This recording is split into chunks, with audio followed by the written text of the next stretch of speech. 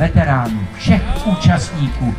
Vy tam posedáváte jak hemeroidní úředníci, pojďte dopředu, pojďte. Nemohl vydržet, no tak ten Míla zastavil, ten chlapík vylezl ven, teď se nebylo za co schovat, žádný křoví, žádný strom tam nebyl, tak on takovej plášť kolem sebe rozprostřel, udělal tu potřebu, vlítl do toho autobusu, všichni mu tleskali, znáte to jsou takový ty krásný stavy, a on teda šel poděkovat tomu Mílovi. A ten Míla, tak jak tam hodil tu jedničku a rozjel se, tak jenom přes rameno prohodil. Jo, a kdyby se vám příště chtělo na záchod, tak my vzadu v autobuse máme toaletu. Tak to jenom na dokument. Tady krásné poháry. Petr Jelínek, který toto všechno pořádá, kterému patří potlesk, přátelé, protože toto dá dohromady a nezblázní se. A když vidím tyhle ty uniformy, jak se vždycky zastaví pumpa. Ježišmarja, to je vždycky... Jo. Je to dobrý, to je jenom atrapa, ale krásná atrapa.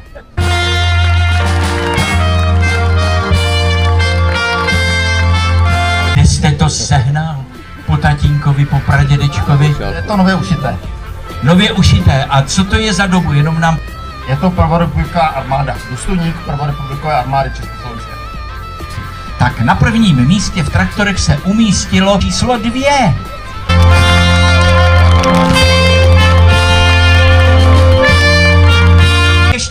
neoral a dnes přijel na veterány. Představte se nám, jestli můžete třeba křestní. Oral Vladimír Rybář. Pane Vladimíre, já vím, že neoral to. Kde máte stroj? Ten červený vepředu nebo? Z kterého roku? Z roku 45. Stále činný nebo? Takový výstavní exponát. Jo. Přátelé, na jednostopé vozidlo tady se stal vítězem a je to číslo 13. Říkám to dobře. Číslo 13.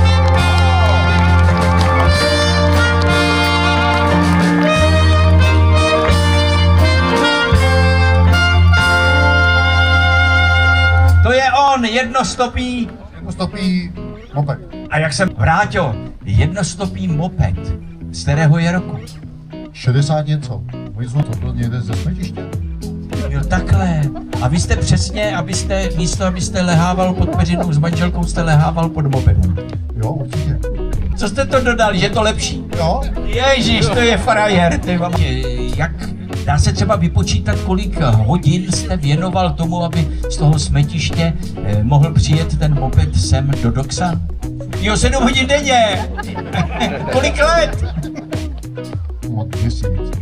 A jdeme, přátelé, na auta. Těch tu samozřejmě je daleko nejvíc, ale to bych si tedy opravdu netroufl říct, který automobil by se měl stát veteránem Doxan roku 2025, protože v automobilech se v Doxanech umístil na prvním místě ten, kdo si vylosoval číslo 31.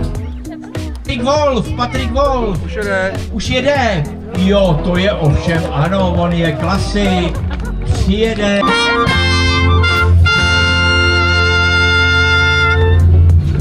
No přátelé, to si nevymyslíte, takovejhle auták, to je neskutečná záležitost. Stylově přijel až sem za námi. Jste nechal bublat? Kolika je to liter? 5-7. 5-7. To musíte jezdit jenom od pumpy k pumpě. Ano, zlevně všude. Dáváte benzíně přednost nebo šelu? Obsluze. Obsluze. Musí být krásná spanila, ale myslím si, že všichni na vás koukají jak bacil do lékárny, ne? Ano, všude. Jo. A odkud jste nám přibližte? Ze Sadský od Poděbradu. Sadská od Poděbradu, to už to jel po rovině. Akorát na ten hříb a dolů to bylo trošku svízelný, ale jinak. A co to je teda za značku?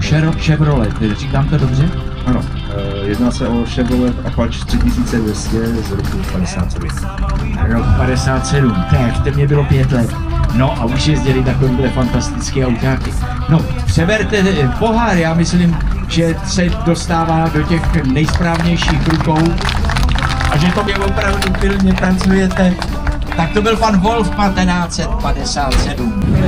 Rozestupte se, nevím, jestli to auto má ještě brzdy, tak dobře všechno dopadlo. Děkujeme. Tak to byl auták roku 2025.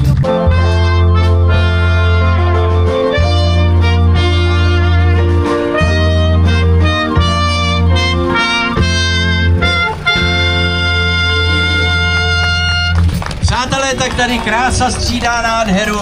Jako by přijel Oldřich Nový z filmu Kristián. Chcete nám něco říct, jak jste se k tomuto automobilu dostal? Našel si on vás, anebo vy jeho?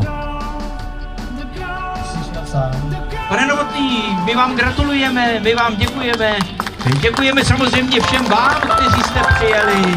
Vážili jste krátkou či dlouhou cestu. Účastníkům, jak vystavovatelům, tak návštěvníkům moc krát děkuju, že jste se sem dostavili. A mám tady klenot Rias.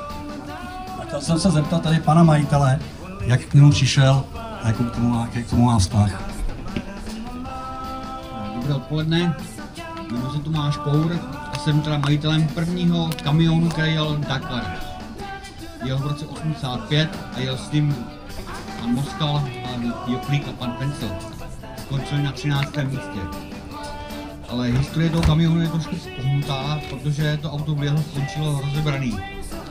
A já jako 18letý kluk, který jsem to obdivoval, tak jsem šel za tím náměstkem a říkám mu, na náměstku, kolik chtělo, aby auto bylo zachované. No tak mě přesně vyhodil a řekl, a ty si mu vozím písek. Tak jsem říkal, tak jo, tak já to dostavím. No, kolik to bylo hodně? Celkem asi 5 let to bylo, takže já nevím, 2 roky práce celkově to bylo. A v roce 2015 jsme s tím byli v Dakaru po ose a zpátky hodnout světové životní starty.